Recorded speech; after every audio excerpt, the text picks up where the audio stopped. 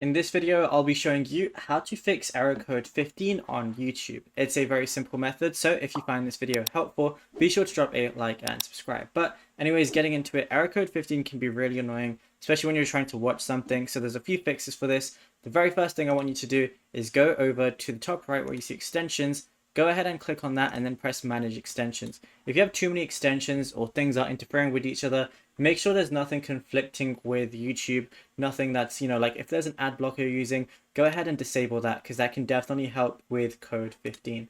Another thing you can also do is when you're on youtube.com, press this where it says view site information, then go to settings. Once you're in settings, what you could do is go ahead and uninstall and then reinstall, or you can just press open as window, and that should definitely help as well. You can even go to more settings and permissions right here, and then right now it says the usage is 35.3 megabytes. I can just go ahead and delete the data. It's going to reset it. Might have to sign into my accounts again, but it's definitely worth it to get YouTube working properly again and the error code 15 being removed. But if you found this video helpful, be sure to drop a like and subscribe.